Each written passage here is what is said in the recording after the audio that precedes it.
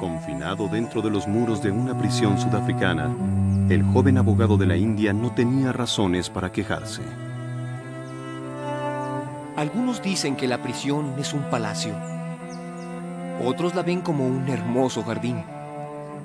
Algunos otros sostienen que al pasar a través de las puertas de la prisión, pasaremos del cautiverio actual a la libertad. El año era 1907. El joven abogado de la India era Mohandas Gandhi.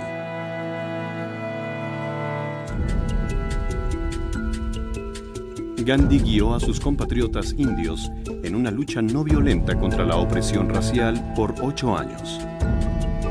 Marcharon a territorio prohibido. Quemaron sus papeles de registro. Esperaban ser arrestados y no fueron decepcionados. Gandhi dijo: la negativa a cooperar con la injusticia sin violencia es la forma de derrotarla. Le dio un nombre a su arma no violenta: Satyagraha, abrazo de la verdad.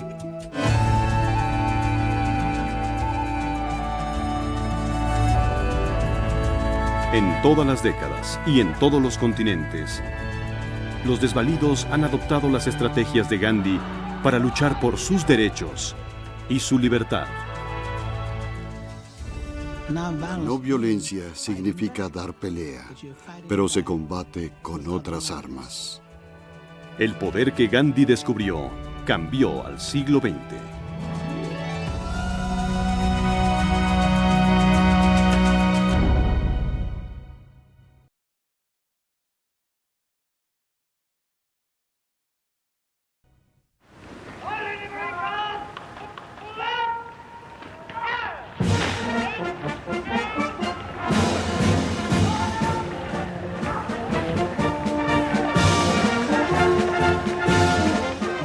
La India, la joya de la corona del mayor imperio colonial del mundo.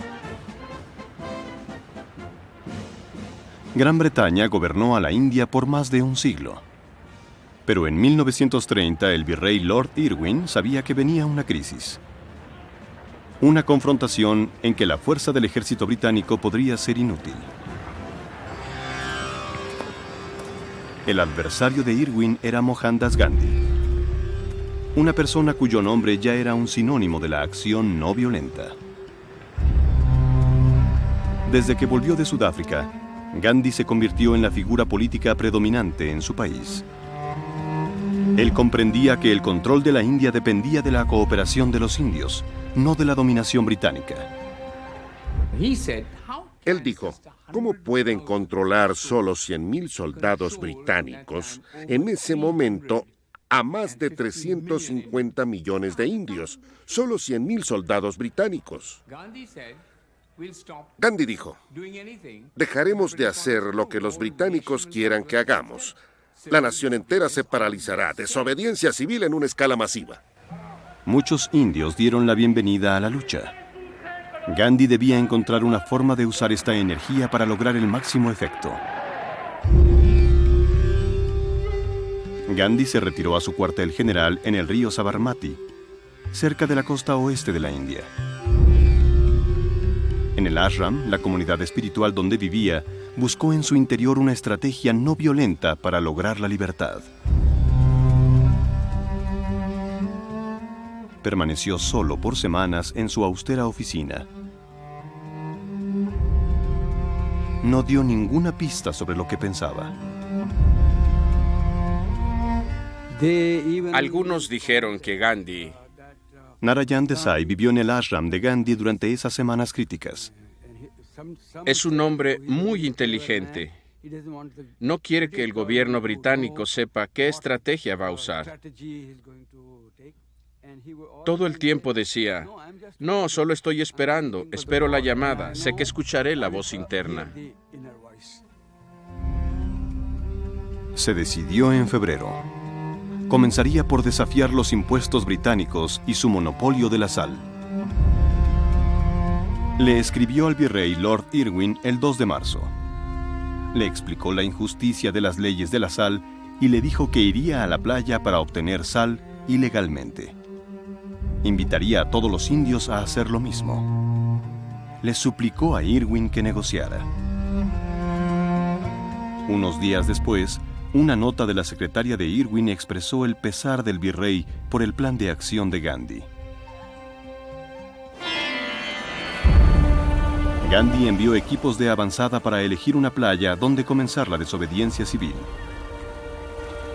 En sus discursos y artículos atacó las leyes de la sal y le dio énfasis a la injusticia, sobre todo a la que sufrían los pobres. Sabía que la sal sería un símbolo poderoso. Todo ser humano necesita sal.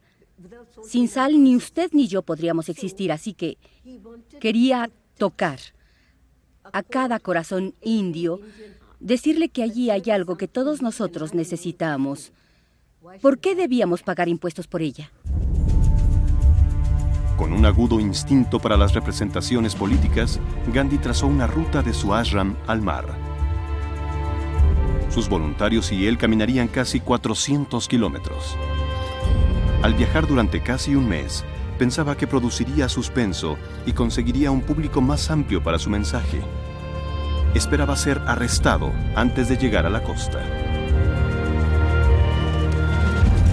Al amanecer del 12 de marzo comenzó el gran drama. A sus 60 años, Gandhi era el mayor de los 78 manifestantes. Miles se unieron a la procesión, incluyendo observadores policíacos. Pero el gobierno no hizo ningún esfuerzo por interferir. Temieron que al ser tan popular pudiera haber un desenlace violento. Así que consideraron las ventajas y las desventajas de arrestarlo. También menospreciaron este movimiento, la Satyagraha de la sal. Creían que podría extinguirse y Gandhi quedaría en ridículo, que si seguía marchando sin violar las leyes, no podrían arrestarlo. ¿Bajo qué cargos? Gandhi quería ser arrestado, pero no demasiado pronto. Mientras más tiempo caminara, más publicidad recibiría. Sus mensajes estaban dirigidos por igual a su público inmediato y al mundo exterior, representado por docenas de periodistas que se habían unido a la marcha.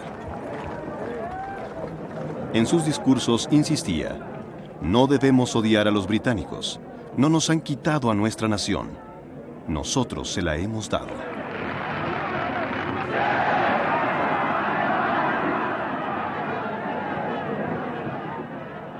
Gandhiji. Cuando conocí a Gandhi como un escolar, era alguien digno de admiración, alguien digno de respeto, un santo. Era un santo porque A, se vestía como santo, y B, decía cosas que diría un santo. Por otro lado, al crecer comencé a ver a un estudiante muy astuto de la historia humana. Era un hombre que entendía profundamente la psicología humana, entendía la idea británica de jugar limpio. La comprendía y supo jugar con esa intención. Aunque la corona nunca dudaba en usar la fuerza, el orgullo de los administradores británicos era su mandato civilizado y la cooperación que recibían de los oficiales indios.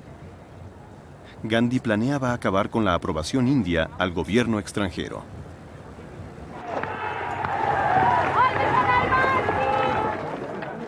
La marcha de la sal crearía un dilema. Si lo arrestaban, toda la India se levantaría en protesta. Si le permitían desafiar la ley abiertamente, el control británico se perdería, quizá irremediablemente.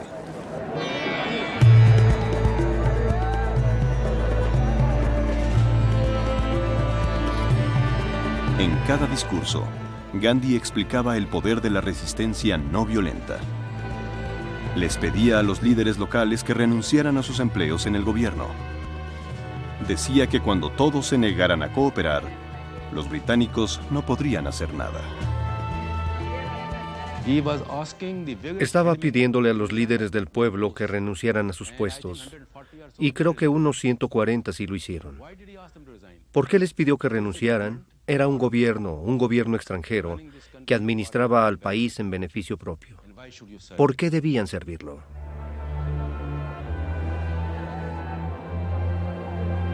Desafiando los rumores de que su salud estaba fallando, Gandhi se apegó a su itinerario.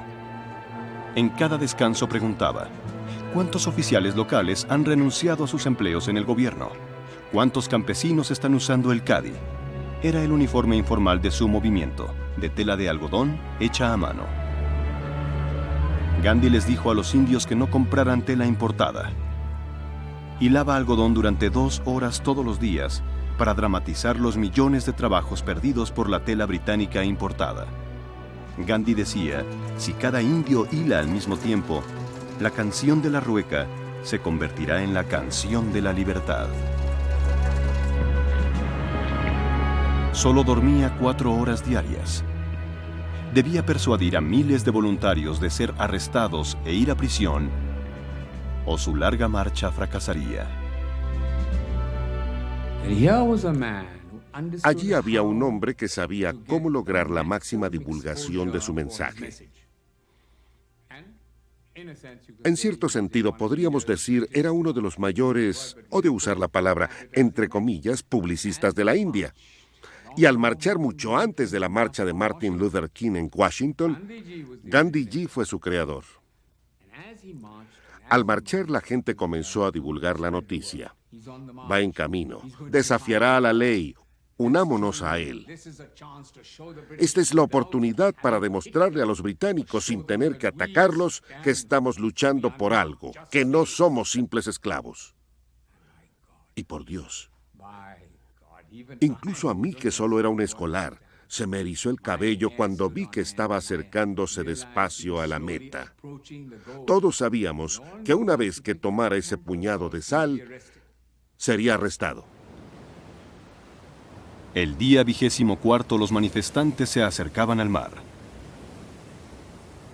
Un diario estadounidense escribió, como Gran Bretaña perdió a los Estados Unidos a través del té, está a punto de perder a la India a través de la sal.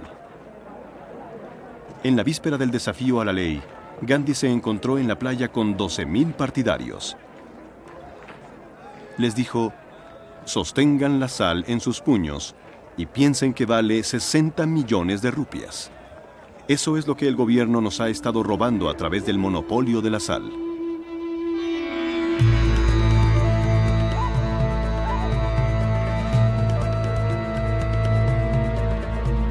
Al amanecer del 6 de abril, Gandhi se inclinó y tomó un puñado de barro y sal.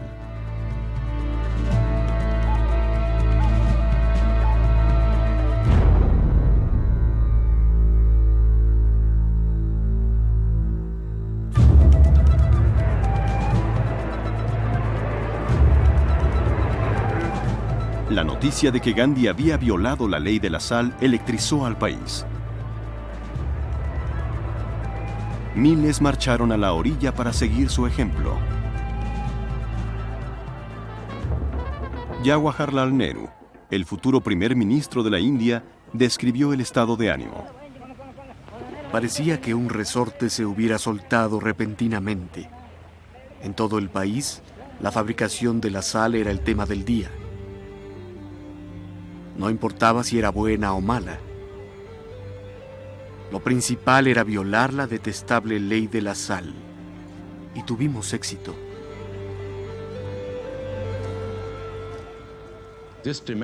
Este tremendo éxito, el de la Satyagraha de la sal, no fue previsto por los británicos. Había muchos escépticos que pensaron, ¿la Satyagraha de la sal? ¿Qué? No se puede derribar al rey emperador. Hirviendo agua de mar en una tetera, eso era lo que suponían. Pero en una lucha no violenta, lo que importa es la visión del líder. ¿Qué movilizará al pueblo? ¿Qué le hará sentir que tiene una causa por la cual luchar? ¿Qué le hará luchar por ella sin violencia? Cuando su movimiento abarcó a todo el país, Gandhi se sorprendió de no ser arrestado. Visitó los pueblos de la costa alentando a la desobediencia civil, que según decía, solo era el principio. Hoy estamos desafiando la ley de la sal. Mañana tendremos que arrojar otras leyes al cesto de la basura. Practicaremos esa no cooperación hasta que finalmente al gobierno no le será posible continuar.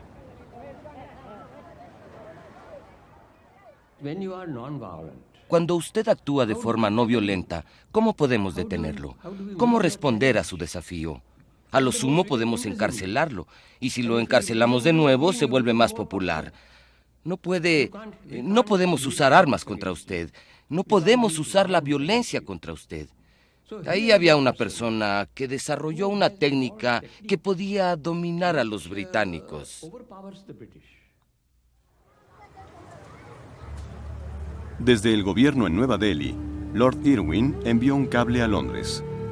La influencia personal de Gandhi amenaza con avergonzar a la administración y en algunas zonas ya ha minado la autoridad gubernamental. El cuartel general de Gandhi estaba en la playa. Un mes después de levantar el primer puñado de sal, anunció una escalada. Él y sus voluntarios tomarían la salina del gobierno en el pueblo de Darasana. Cerca de la medianoche del 4 de mayo le escribió a Lord Irwin y le ofreció 3 métodos para detener la incursión en la salina: abolir el impuesto sobre la sal, arrestar al grupo de rebeldes o romperles la cabeza. Terminó la carta y se retiró a descansar.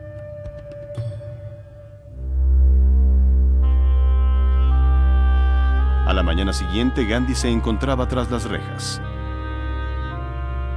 Estaba encantado. El arresto provocó una tempestad. En una ciudad tras otra, la vida normal se paralizó. Lord Irwin anunció una estrategia de presión continua. La policía usaría un mínimo de fuerza. Irwin emitió ordenanzas de emergencia. Se prohibieron los mítines políticos. La prensa fue censurada. El Comité de Trabajo del Congreso Nacional Indio fue proscrito. El plan de Irwin para evitar la represión falló porque las nuevas ordenanzas daban nuevas oportunidades para violar la ley. Miles fueron arrestados, precisamente lo que Gandhi deseaba. Un grupo de policías vino a arrestar a mi padre y algunos de los niños íbamos siguiendo al vehículo policíaco. En lugar de decir adiós papá o algo así, yo estaba diciéndole: papá, esta vez no menos de 2 años. Lo que significaba que quería que no estuviera en prisión por menos de 2 años. Era un orgullo tener a un padre sentenciado por 2 años y no por 3 meses. Así que, en ese ambiente, la idea de Gandhi había tocado incluso a los niños.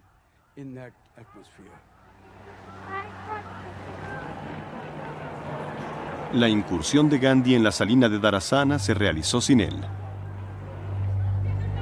Una poetisa famosa, Sarojini Naidu, dirigió el ataque.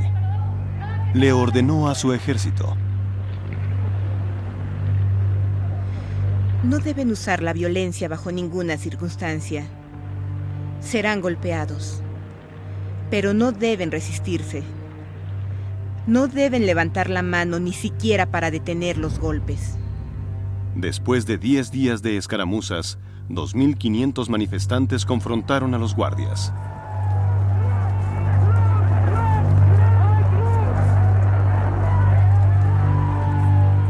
La policía atacó a los satyagrahis con unos bastones con punta de acero llamados latis. Un reportero de United Press, Webb Miller, presenció la escena. Cayeron como bolos. escuché los horrorosos golpes sobre los cráneos indefensos. Aquellos golpeados cayeron inconscientes o retorciéndose de dolor, con el cráneo fracturado o los hombros rotos. El informe de Miller fue publicado en casi 2.000 periódicos y leído en voz alta en el Senado de Estados Unidos. Un satyagrahi explicó: nuestro objetivo era mostrar a todo el mundo los colmillos y las garras del gobierno en toda su fealdad y ferocidad. En esto tuvimos un éxito más allá de las expectativas.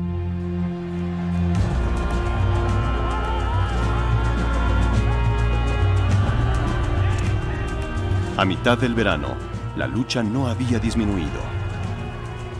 Incluso con Gandhi y la mayoría de los líderes nacionalistas en prisión, el gobierno había perdido el control de las ciudades principales. Los informes de la prensa sobre la brutalidad policíaca dañaron a Gran Bretaña casi tanto como la campaña de resistencia. Irwin se comunicó con el gobernador de Bombay. Estoy seguro de que estas acusaciones de brutalidad son exactamente lo que quieren nuestros enemigos. Deberíamos exprimir nuestros cerebros buscando la forma de negarles esa ventaja. En julio, el gobierno informó que casi 17.000 civiles rebeldes habían sido arrestados. La meta de Gandhi de llenar las prisiones era más que un sacrificio. Era desobediencia en masa y estaba corroyendo continuamente la autoridad británica. Si una autoridad goza del poder, lo conserva en tanto exista obediencia. Pero en cuanto desaparece la obediencia, en cuanto se quebrantan las leyes, en cuanto no se acatan las órdenes del poderoso, su poder desaparece. Aquellos que no podían soportar las privaciones de la prisión todavía podían ayudar en la lucha boicoteando o bloqueando tiendas que vendían mercancía británica. Cuando las ventas cayeron, Lord Irwin emitió una ordenanza de prevención de intimidación en contra de los bloqueos. El resultado: más arrestos ante las ovaciones de los transeúntes.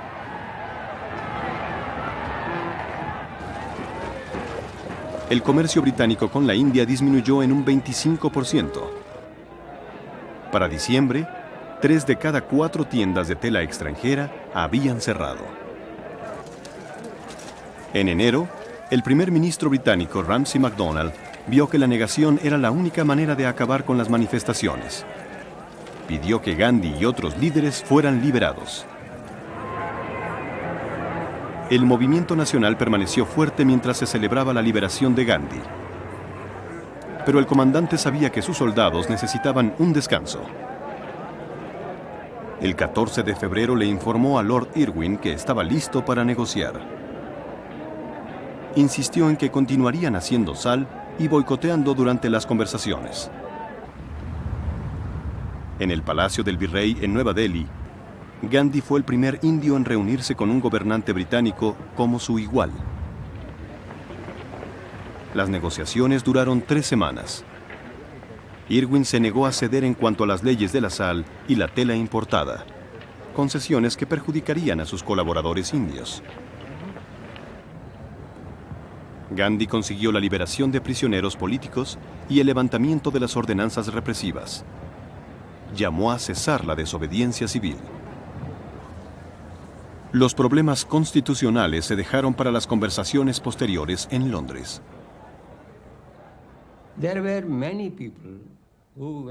Había muchas personas que no quedaron satisfechas.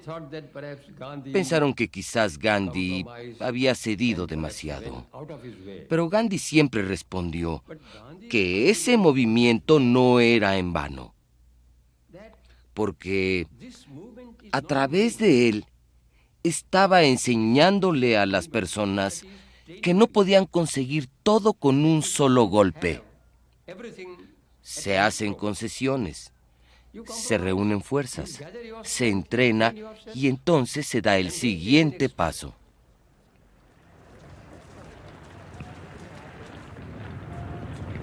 Un año después de la Marcha de la Sal, la India aún permanecía bajo la dominación británica. Pero Gandhi había terminado con la pretensión británica de legitimidad en la India. Al exponer la injusticia y quitarle al gobierno extranjero la aprobación de los indios, despertó al pueblo con respecto a su propio poder y mostró a la India el camino a su independencia. Gran Bretaña concedió su independencia a la India 16 años después, en 1947. En el espacio de un año, Gandhi había muerto a causa de la bala de un asesino.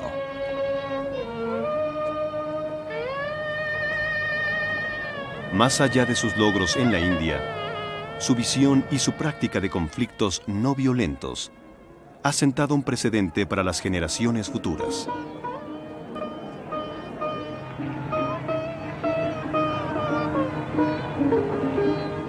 Una vez dijo: "Mi técnica de lucha no violenta está en la misma fase que la electricidad en la época de Edison, lista para ser perfeccionada y desarrollada".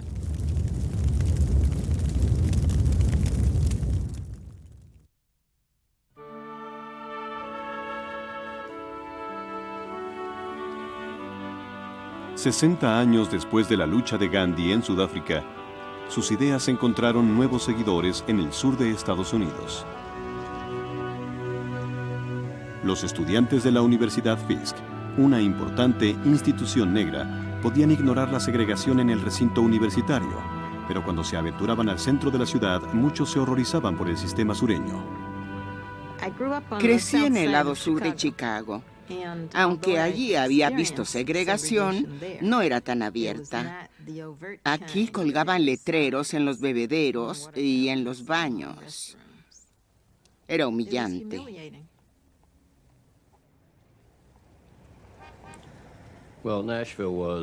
Nashville era una ciudad totalmente segregada. Había tanta segregación como en Johannesburgo en la plenitud del apartheid. Era una ciudad de dos razas. Prácticamente no había ningún contacto entre la comunidad blanca y la comunidad negra en las escuelas, en los barrios, en los puestos de trabajo, en las iglesias.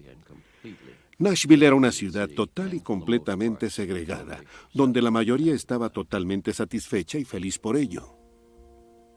Los estudiantes de la Universidad Bautista Americana en el oriente de Nashville sabían que la segregación estaba siendo combatida. Algunos estaban trabajando contra la represión violenta, incluso los linchamientos que eran parte del sistema. Querían unirse a la lucha. En las escuelas estaban enseñándonos una cosa. Hablaban de la Declaración de Independencia, de la Declaración de Derechos, de la Constitución. Y en el mundo real estábamos viviendo algo diferente. James Lawson, ministro metodista de Ohio, les dio a los estudiantes de Nashville la oportunidad de participar. Lawson, de voz suave, tenía 30 años y había pasado 3 años enseñando en la India, donde estudió el trabajo de Mohandas Gandhi. En una iglesia pequeña cercana a la Universidad Fisk, Lawson comenzó una serie de talleres vespertinos sobre los movimientos no violentos. Esta noche trataremos de realizar un trabajo muy importante. La actitud de Jim Lawson es de serenidad. Su objetivo es impresionante: eliminar la segregación. Sus clases atraen a los estudiantes más brillantes de Nashville. En abril, aquí en Alabama, un buen amigo mío fue atacado por el Ku Klux Klan. Fue golpeado en un árbol. Estando atado, fue azotado con cadenas. Pensé que la no violencia no resultaría, pero me quedé en los talleres por una razón. Era la única opción en la ciudad. Era el único grupo que yo conocía que intentaba hacer algo para combatir la segregación. Él comenzó a orar: Padre, perdona a esos hombres. Jim Lawson fue invitado a ir al sur por Martin Luther King, hijo, quien dijo que el movimiento por los derechos civiles necesitaba a líderes que entendieran la estrategia y las tácticas no violentas.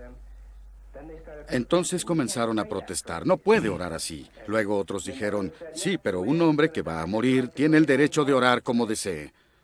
Así que inmediatamente comenzaron a dividirse. Guiamos a todo el grupo a través de una visión holística de la no violencia. Su historia, sus raíces bíblicas, sus raíces en el pensamiento cristiano, los métodos no violentos. Les contamos las anécdotas de la no violencia y yo enfaticé la idea de Gandhi de estar participando en un experimento.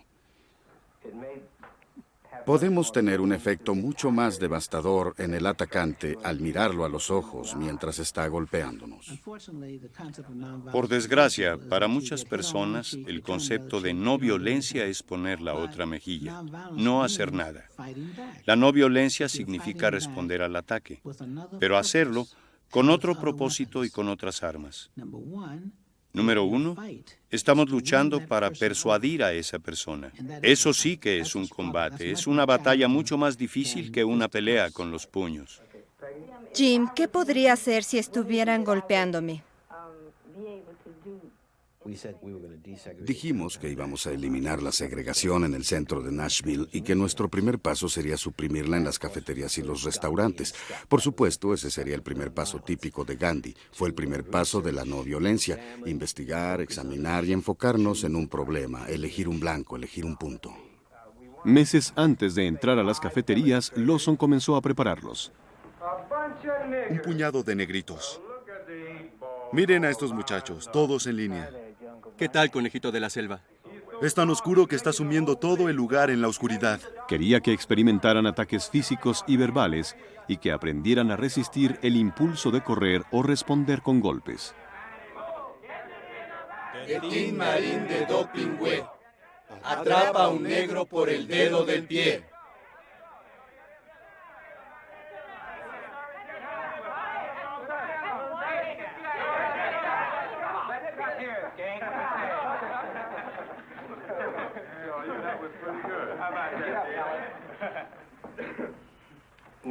Ahora, veamos qué hemos aprendido acerca de cómo podríamos actuar sin violencia. ¿Cuáles son los principales problemas? No podemos hacer una manifestación con 25 personas que hacen lo que se les antoje. Deben tener una disciplina en común.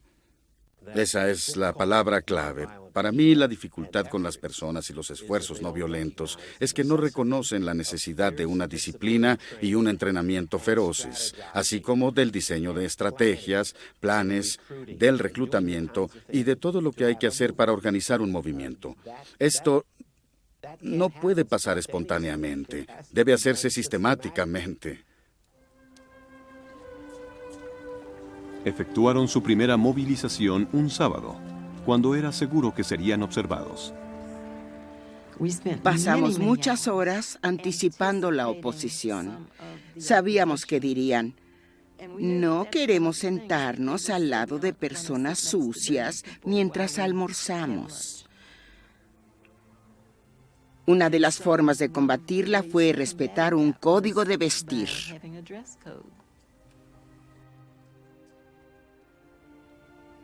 Nos habían dicho que era posible que nos arrestaran, pero fuimos a la cafetería y tomamos asiento. Nos sentamos muy ordenadamente, de manera pacífica.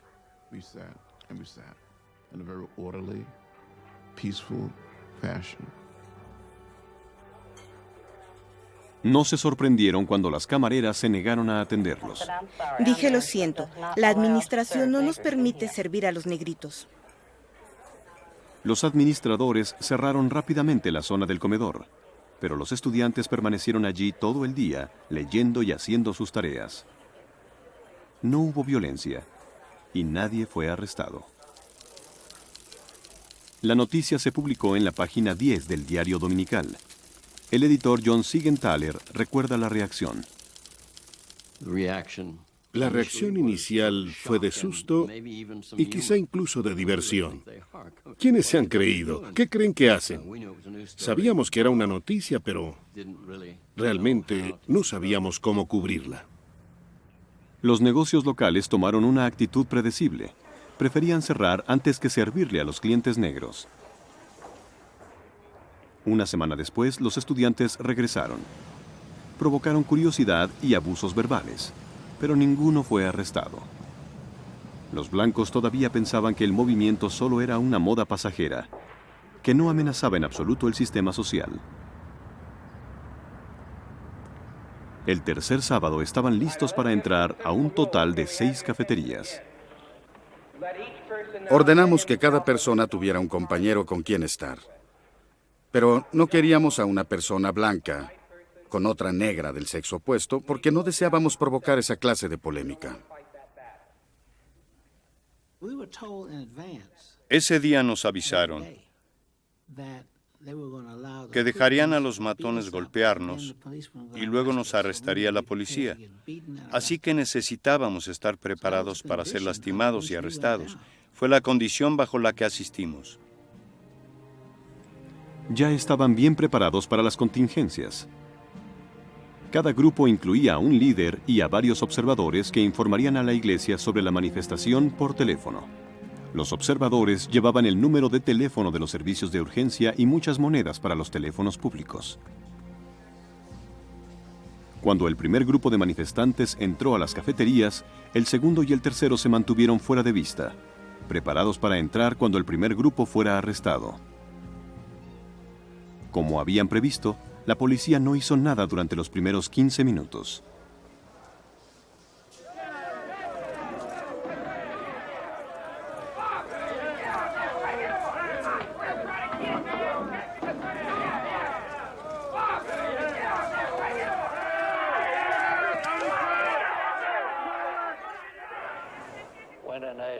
Entré y le pedí a todos y cada uno de ellos por separado que se fueran. No obedecieron, así que le dije a los oficiales que los pusieran bajo arresto. Así lo hicieron. Cuando los asientos quedaron vacíos, otros muchachos y muchachas, blancos y de color, los ocuparon nuevamente. Sorprendió mucho a la policía. Pensaron que habían terminado con el problema. Cuando se dieron la vuelta y vieron que la cafetería de nuevo estaba llena de estudiantes negros, se miraron de reojo como diciendo, ¿ves lo que yo veo? ¿Qué haremos ahora?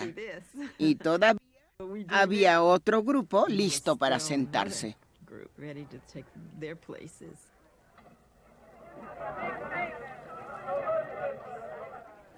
Estamos en prisión. ¿Qué va a decir mi madre cuando se entere? Teníamos una filosofía, el poder de la no violencia. Sentíamos que ese poder era más eficaz que toda su fuerza policíaca, legisladores, perros, toletes o prisiones, y que nuestra capacidad y disposición para sufrir superó al poder que tenían. Los arrestos en masa fueron una victoria para los estudiantes. Los reporteros comprendieron que estaban cubriendo una historia de importancia nacional. Era como ser un corresponsal de guerra en mi propia ciudad. Lo único que sabíamos es que la guerra había comenzado, que el arma de la no violencia estaba venciendo a la brutalidad y que este era un momento histórico, sin importar el resultado. Creo que todos comprendimos que estábamos presenciando algo histórico. El lunes por la mañana, en el cuartel de la policía, los estudiantes continuaban tras las rejas. Por cuestión de principios, se negaron a salir bajo fianza. En solo 48 horas, su pequeño movimiento estudiantil inspiró a miles. La comunidad negra de la ciudad se unió a su lucha, organizando, recaudando dinero, reclutando abogados. Alexander Luby estaba entre los abogados negros más destacados de Nashville y organizó a los abogados locales para defender a los estudiantes arrestados. El pueblo no podía creer que esos inocentes estudiantes universitarios, jóvenes y bien vestidos, hubieran sido arrestados y encarcelados. No le gustó. La ciudad, la población afroamericana se movilizó de tal manera que el movimiento se extendió a través de la ciudad de Nashville como el fuego. Mientras la muchedumbre esperaba para ver qué haría el gobierno, el alcalde habló con los periodistas. Cualquiera que viole la ley será arrestado. Así debe ser. Al enfatizar la ley y el orden, el alcalde apoyó a los dueños de las tiendas. Los estudiantes no habían roto ninguna ley y ninguno de los manifestantes blancos había sido arrestado. El gobierno y la policía no estaban preparados para la desobediencia civil en masa. Habían pensado que una vez que apareciera la violencia y comenzaran los arrestos, nuestro movimiento se disiparía, que nos asustaríamos. Después de todo, ese es el propósito de la violencia, de los arrestos. Esperaban que, fuera lo que fuera, desaparecería y todo terminaría, pero no pasó así. Una semana después, nada había cambiado. Cuando los estudiantes volvieron a las cafeterías, el gobierno solo tuvo una respuesta: más arrestos.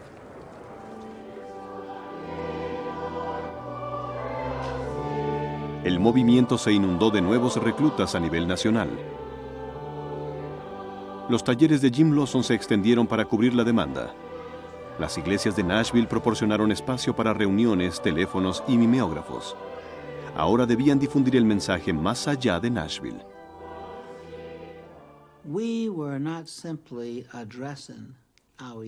No estábamos dirigiéndonos solamente a nuestros oponentes inmediatos.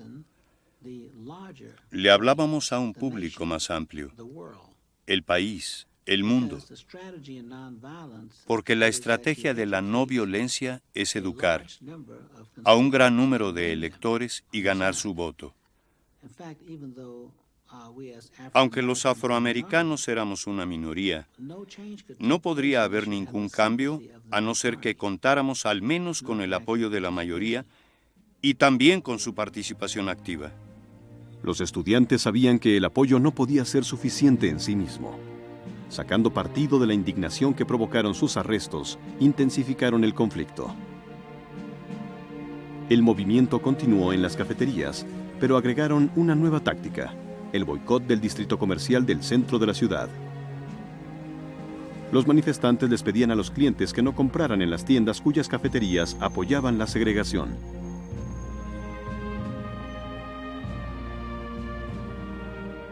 Los estudiantes crearon un ímpetu que fue acogido por toda la comunidad. Cuando los sacerdotes negros les pidieron a sus congregaciones que ni se acercaran al distrito comercial del centro de la ciudad. Eso hizo que toda la comunidad participara en el movimiento. Es una de las cosas que siempre enseñamos en el mundo de la no violencia, que todos podemos participar en los movimientos. Pueden participar los niños, las mujeres y los hombres, los jóvenes, los ancianos, todos podemos trabajar. Al intensificarse el boicot, las manifestaciones y los arrestos continuaron. El conflicto se convirtió en un hecho aparentemente permanente de la vida en el distrito comercial del centro de la ciudad. Las manifestaciones y el boicot provocaron represalias racistas, pero estas fueron contraproducentes. Los blancos, asustados, comenzaron a evitar el centro de la ciudad, uniéndose al boicot sin querer. Un economista de la Universidad Fisk calculó que algunas tiendas del centro habían perdido hasta el 40% de sus ventas. Al acercarse la Pascua, nunca llegó la acostumbrada ola de compras de primavera. Entre los negros, el boicot se estimaba en un 98%. Ese fue un poderoso mensaje enviado a la comunidad blanca. Una cosa es lidiar con los estudiantes los sábados, encerrarlos, dejar que salgan bajo fianza, sentenciarlos a pagar multas de $50, etc. Pero es muy diferente el ver que nadie sale a la calle. En Pascua, las cafeterías todavía seguían apoyando la segregación, pero las manifestaciones pusieron los derechos civiles en la agenda nacional como nunca antes. Durante los últimos meses ha estado extendiéndose a través del sur una nueva estrategia para acabar con la segregación racial. El domingo de Pascua, el programa de la NBC, Meet the Press, analizó la resistencia no violenta. El moderador sugirió que los boicots podrían ser mejores que las manifestaciones y los arrestos. Dr. King, no tendría un argumento más convincente si se negara a comprar en esas tiendas e invitara a las personas blancas del país a imitarlo, invocando su derecho moral y legal de no comprar. Señor Spivak, creo que a veces es necesario dramatizar un problema porque muchas personas no saben lo que está pasando.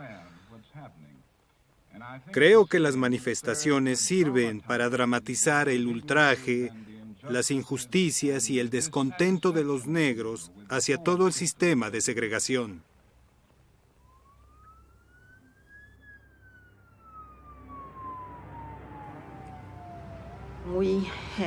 Teníamos planeada una reunión para las 6 de la mañana.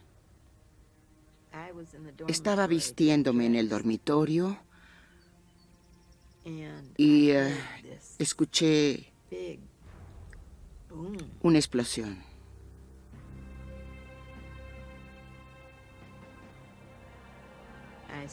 Me dijeron que en la casa del abogado Z. Alexander Luby había estallado una bomba. Por supuesto, el propósito del enemigo era asustarnos. La violencia tiene una dinámica muy simple. Te hago sufrir más de lo que sufro. Yo te hago sufrir hasta que te rindas y te des por vencido. Es una guerra. Es violencia. La diferencia con la no violencia es que no queremos golpear al oponente. No creemos que eso sea bueno. Luby y su esposa salieron ilesos. Pero como Lawson les enseñó a sus estudiantes, la violencia puede ser contraproducente. La bomba conmocionó a la ciudad y le dio a los estudiantes una oportunidad estratégica. Le enviaron un telegrama al alcalde exigiendo una reunión y organizaron una marcha silenciosa de la universidad al ayuntamiento.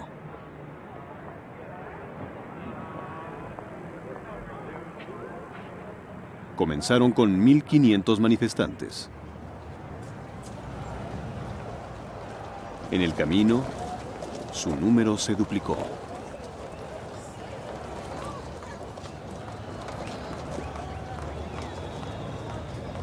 El alcalde Ben West estaba esperándolos. West comenzó a discutir con un pastor negro. Pero entonces Diane Nash le hizo algunas preguntas muy directas. Le dije al alcalde, en primer lugar, alcalde West, ¿usted cree que está mal discriminar a una persona solamente por su raza o por su color? Hice lo que pude para responder franca y honestamente que no podía estar de acuerdo con que era moralmente correcto que alguien les vendiera mercancía y les negara el servicio. Tenía que responderlo exactamente así. Nash le preguntó enseguida al alcalde si creía que las cafeterías deberían eliminar la segregación. Él respondió, sí.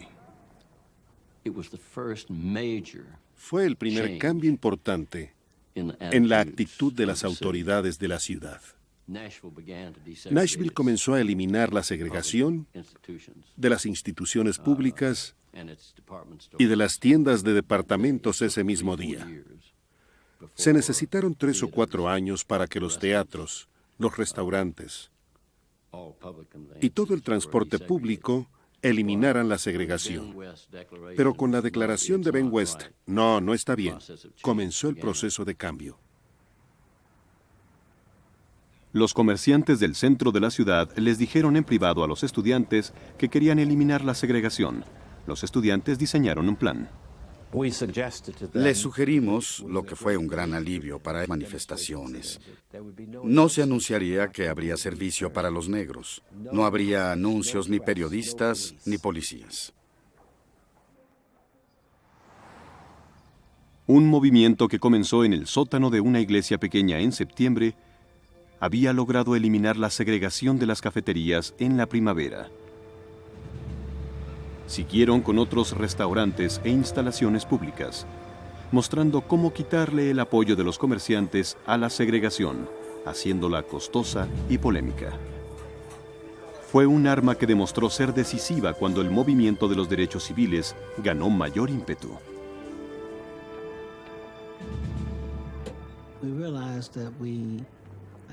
Comprendimos que teníamos tanto los recursos espirituales como la habilidad psicológica para producir un cambio también en otros lugares.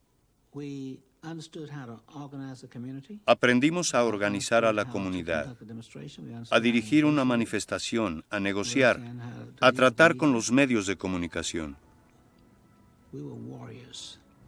En ese sentido, éramos guerreros. Nos habíamos preparado. Era como una academia de la no violencia, equivalente a la de West Point. Por el resto de la década, llevaron lo que habían aprendido más al sur y a todo el país. Al reflexionar en lo que habían logrado, uno de los estudiantes de Nashville escribió: "No podemos esperar a que alguien más lo haga. No podemos esperar a que el gobierno lo haga. Debemos hacer lo posible a través de nuestro propio esfuerzo, acción y visión".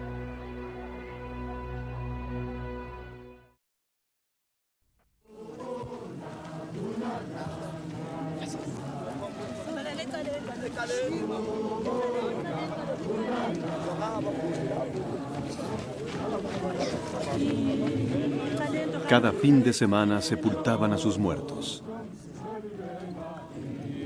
En el último año, las noticias sobre jóvenes negros asesinados por la policía se volvieron tan comunes como los informes del tiempo.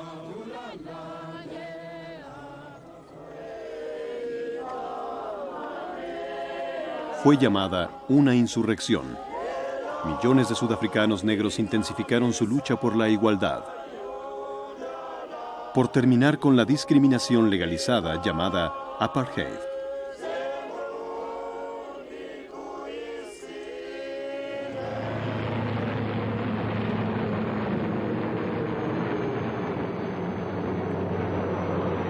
Las fuerzas de seguridad se volvieron agresivas en los distritos negros.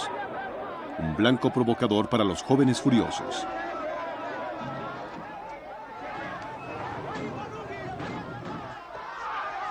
Incluso los espectadores inocentes quedaban atrapados en el ciclo mortal de la violencia creciente.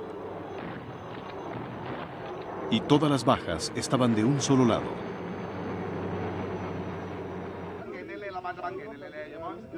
Horrorizada por el derramamiento de sangre, una nueva generación de líderes en los distritos negros estaba organizándose, buscando formas más eficaces de contraatacar. En Port Elizabeth, Mukaseli Jack, de 27 años de edad, había organizado a jóvenes desde que era adolescente. En el distrito negro estaban frustrados por lo que estaba pasando. Había una confrontación seria. Los jóvenes peleaban con la policía con las manos desnudas y la policía les disparaba sin misericordia. Dijimos, déjenos descubrir a estos policías por lo que son.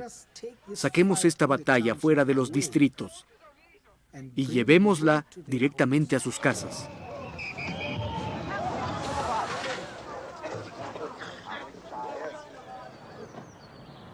A 2 millas de ahí, la mayoría de los blancos de Port Elizabeth no estaba enterada de los enfrentamientos. Los diarios pertenecientes a los blancos y la televisión estatal no informaron de los disturbios en los distritos negros, pero un puñado de blancos se había unido al movimiento anti-apartheid. Una de ellos era Janet Sherry, una joven trabajadora social que desde sus días en la universidad era miembro clandestino del proscrito Congreso Nacional Africano o ANC. La idea era llevar la lucha a las zonas blancas, no por motivos racistas, sino porque comprendían que el Estado no era vulnerable a menos que hicieran un alboroto fuera de los distritos negros. El movimiento cívico negro había estado creciendo. En 1983 fue creado el Frente Democrático Unido, o UDF, como un parasol nacional para más de 600 cívicos locales. Comités de calles, comunidades religiosas, equipos deportivos, clubes de mujeres. Mientras esta organización crecía más y más y más, las fuerzas de seguridad encontraban cada vez más difícil reprimir a esas personas, porque ahora había grandes centros de resistencia dentro de la comunidad. Y entonces, lentamente, todos comenzaron a querer participar en la lucha por la justicia. Poco a poco, todos descubrieron su papel. En mayo de 1985, varias mujeres de edad madura se acercaron a los líderes de la Organización Cívica Negra de Port Elizabeth para sugerirles que boicotearan los negocios pertenecientes a los blancos. Un boicot de consumidores tenía posibilidades de lograr el objetivo de Mukasey Jack, presionar a la comunidad blanca por primera vez. Los organizadores del boicot solo tuvieron unas semanas para prepararse. 500,000 de personas debían ser convencidas de comprar solo dentro del Distrito Negro. Nos preparamos diciéndole a los comerciantes negros en los distritos negros que queríamos que se abastecieran de todos los productos básicos que necesitaríamos para la larga lucha que íbamos a enfrentar.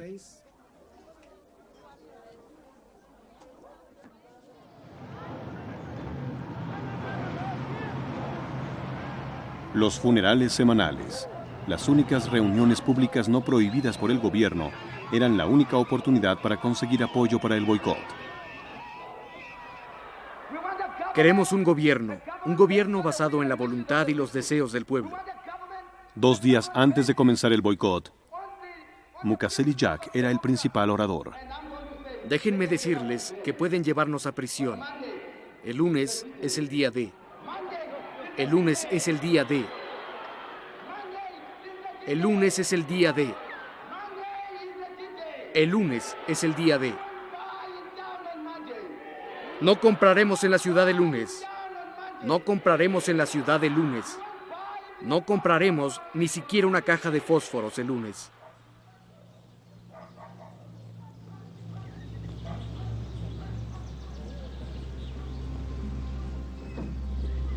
Parecía igual que cualquier otro día.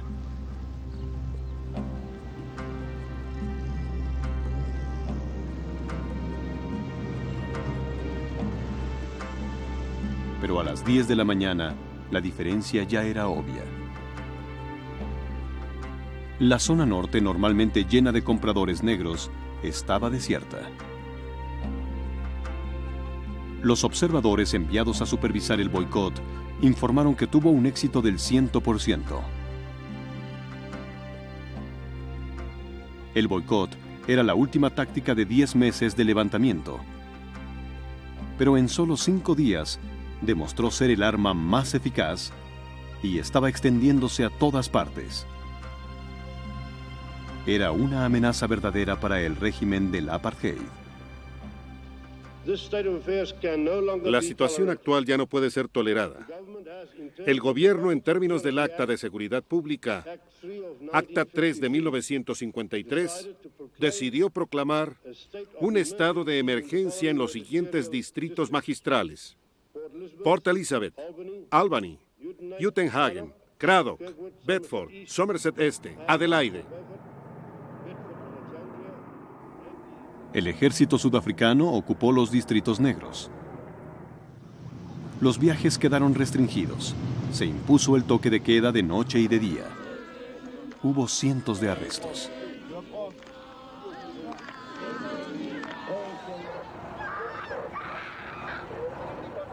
Los jóvenes especialmente resultaron ser víctimas de una mayor brutalidad, pero la represión no disminuyó el boicot.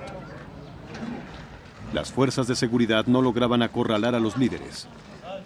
La mayoría eran anónimos y trabajaban fuera de sus propios barrios. Estaban dispersos entre las docenas de comités de calles y cívicos. Si declararon el estado de emergencia fue por pánico, porque sabían que estábamos teniendo éxito. Nos sentían venir. Para nosotros, el estado de emergencia demostraba que estaban empleando medidas extraordinarias para mantener vivo el apartheid. Entonces supimos que pusimos al apartheid en crisis y nosotros estábamos allí para presionarlo.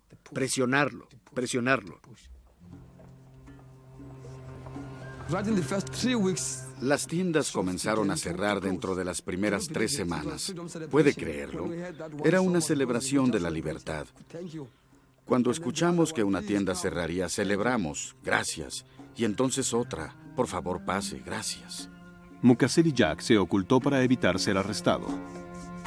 Yendo de una casa a otra, consultó con el comité del boicot sobre cómo aprovechar ese éxito. Agregaron nuevas condiciones a las exigencias que debían cumplirse para que terminara. Teníamos exigencias concretas. Al verlas en retrospectiva, parecen bastante sencillas. Abrir los servicios o instalaciones públicos a personas de todas las razas. Retirar a las tropas de los distritos negros, hacer accesible cualquier cosa que no lo estuviera, acabar con la discriminación en los puestos de trabajo, etc. También teníamos metas a largo plazo, como la libertad de Mandela. Dios mío, nadie va a estar de acuerdo con pedir eso. Olvídenlo, es imposible. Esperamos hasta que el dolor les caló hondo. De no ser así, ¿de qué servía la huelga? Esperamos, tuvimos paciencia porque nosotros no estábamos perdiendo nada y ellos estaban perdiendo cientos de rands. Entonces la Cámara de Comercio finalmente dijo que teníamos que hablar con ellos. Simpatizamos con muchas, mejor dicho, con la mayoría de las exigencias. Después de reunirse con Jack y con los líderes del boicot, el director de la Cámara de Comercio habló con los reporteros. Hay exigencias que podemos atender directamente y otras que obviamente atenderemos debidamente. Hay otras que tendrán que ser atendidas por el gobierno y sentimos que este tiene el deber de hacerlo. Jack fue un conocido líder juvenil por muchos años. Ahora su papel como portavoz del boicot lo convirtió en una seria amenaza para el régimen. Era un alborotador extremo, un activista, en el verdadero sentido de la palabra, sí. El coronel Lawrence Duplessis era jefe de inteligencia militar para la provincia de Eastern Cape. Realmente no estaban cometiendo un crimen. Como usted dijo, si no querían comprar, no era un crimen si no querían comprar. Pero era una acción en masa. ¿Qué hacíamos? No podíamos dispararle a todas esas personas, no podíamos encerrarlos a todos. Fue muy eficaz. Gandhi comenzó esa, si no me equivoco, resistencia pasiva. Cuando las fuerzas de seguridad vieron que el boicot no disminuía, decidieron actuar. La noche del 2 de agosto, Mukasey Jack y los líderes del boicot fueron arrestados y llevados a la prisión de St. Alban.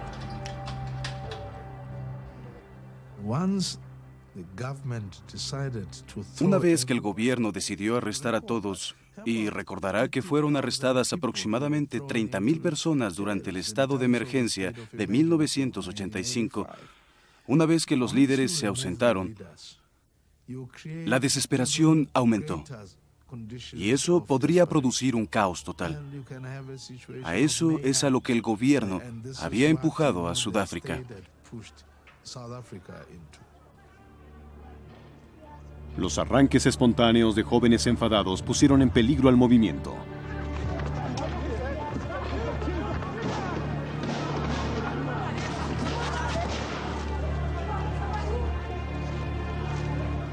Entre los pocos que eran lo bastante valientes como para advertir del peligro, estaba un clérigo sudafricano, el obispo Desmond Tutu.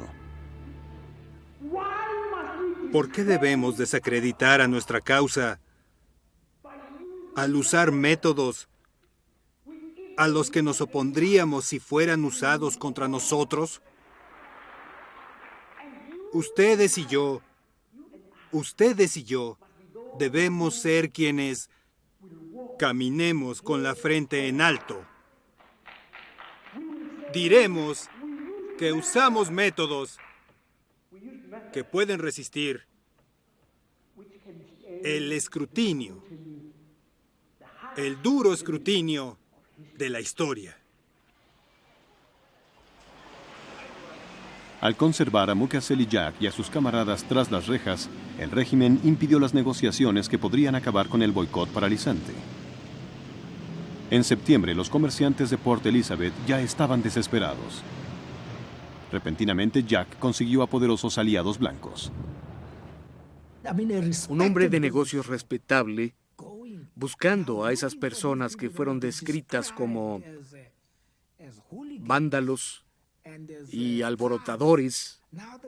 Luego este hombre de negocios dice que estos líderes tenían reclamos legítimos. Si habían cometido un crimen, debían enfrentar a una corte, ser enjuiciados y declarados culpables o inocentes. No solamente debían encerrarlos. El boicot entró en su cuarto mes. Miles de negros todavía asistían a trabajar en las tiendas de los blancos, pero no compraban nada. Los comerciantes blancos habían estado negociando un trato. El boicot sería suspendido si los comerciantes lograban que los líderes negros fueran liberados. No tratábamos de enemistarnos con los blancos, pero teníamos que expresar nuestro punto de vista. Cuando suspendimos el boicot, logramos dos propósitos: eliminar la presión sobre nuestro distrito electoral y evitar que las compras navideñas ocasionaran disensión entre nuestras propias filas. Así que matamos dos pájaros con una piedra. Salvamos a los comerciantes y también conservamos nuestra unidad intacta para la siguiente lucha. Durante la temporada de compras navideñas, todo regresó a la normalidad, mientras que los comerciantes comenzaban negociaciones serias con el comité de boicot. Mukasey Jack y sus colegas pusieron una fecha límite. Si sus exigencias no eran cumplidas para el 31 de marzo, el boicot se reanudaría. Sus éxitos a corto plazo les dieron a los negros de Port Elizabeth una sensación de confianza. Sus líderes habían sido liberados de prisión y las tropas se habían retirado. Pero al acercarse la fecha límite sin que sus principales exigencias políticas fueran cumplidas, prepararon un nuevo boicot. Inesperadamente, el 11 de marzo, el gobierno emitió una orden contra dos líderes cívicos. Uno de ellos era Mukasey Jack. La orden era una forma de arresto domiciliario que detuvo las negociaciones. En ese momento había muchas presiones internacionales que pusieron en evidencia que esto ya no era ningún apartheid, sino un fascismo total, porque casi todos los diarios fueron prohibidos. Todos los individuos fueron perseguidos. En esa época las principales compañías estaban huyendo. Era vergonzoso. En Estados Unidos y Europa se debatía sobre las sanciones económicas contra Sudáfrica. La mayoría de los gobiernos se resistía, diciendo que las sanciones estatales lastimarían a las personas comunes más que el propio gobierno. Pero mientras los sudafricanos negros clamaban a los gobiernos occidentales que impusieran sanciones punitivas, comenzó el éxodo. Con AT&T, IBM, GE, Ford, General Motors y Coca-Cola a la cabeza. El 22 de marzo, un juez de la Corte Suprema anuló la orden contra Mukasey Jack y le dijo al gobierno que había dado razones insuficientes. La victoria aumentó la energía del movimiento a solo 9 días del nuevo boicot.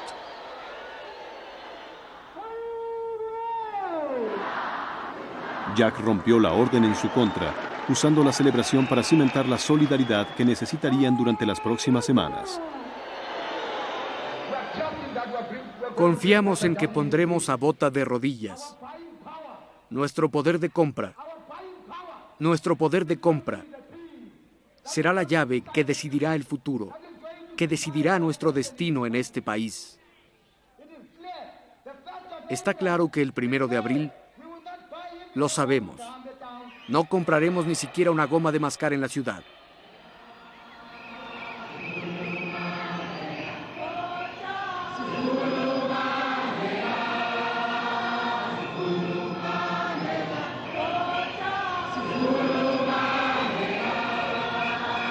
El boicot se realizó, continuó durante 9 semanas y entonces una conmoción.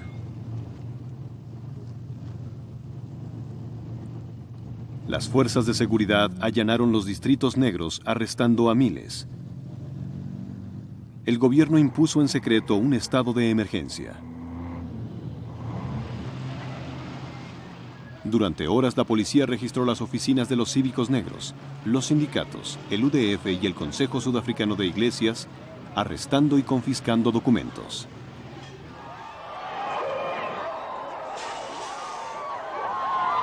Los manifestantes pacíficos en los edificios del Parlamento fueron dispersados y arrestados.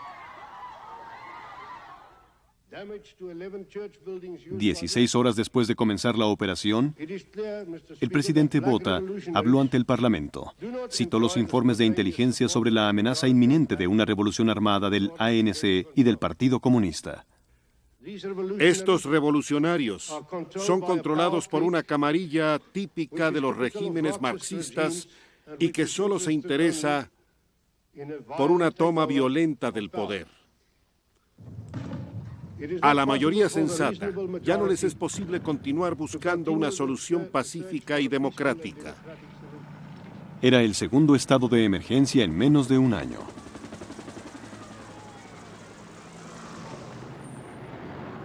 La emergencia se repetiría cada año durante 3 años, admitiendo que la represión se había vuelto la principal función del Estado.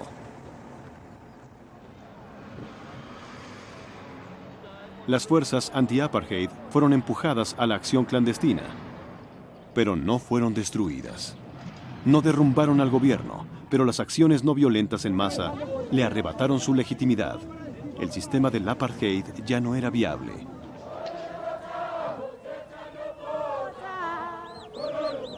El poder recayó sobre las comunidades negras y sus organizaciones sociales. El fin del apartheid solo era cuestión de tiempo.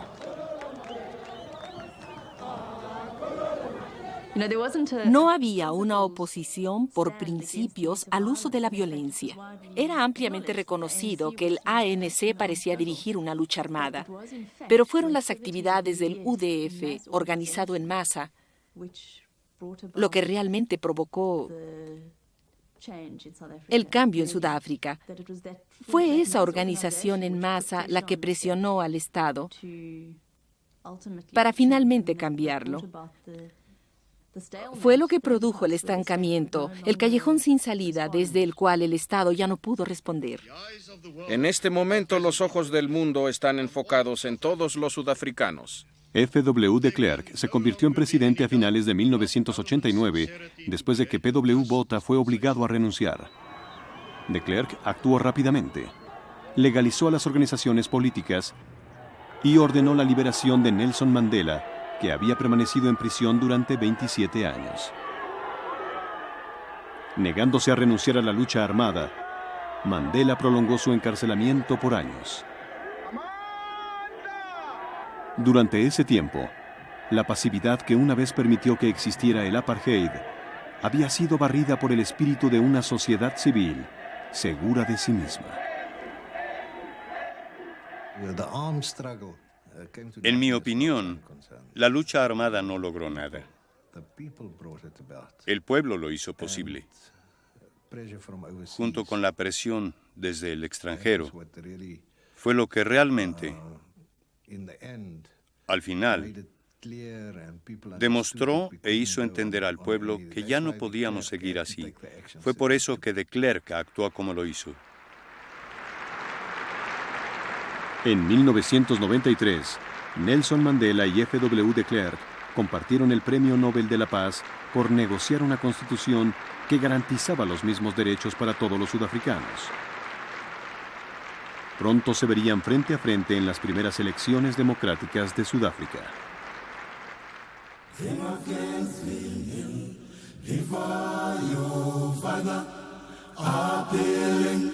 Asking for peace in the rest of the country. Lord of Lords, we kneel before you, Father, appealing, asking for peace in the rest of the country. Jamás en su vida habían votado, ni tampoco sus padres, ni sus abuelos. Reveal yourself, reveal yourself.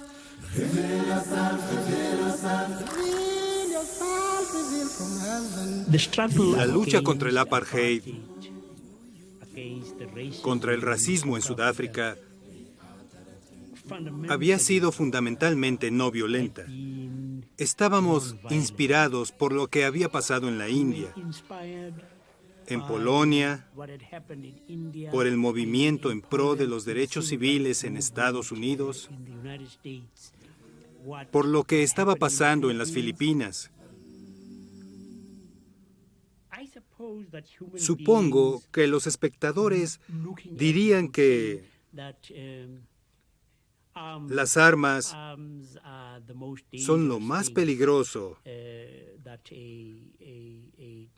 para un dictador, lo más temible. Pero no es así. Es que las personas decidan que quieren ser libres. Y una vez que lo han decidido, no hay nada que los detenga.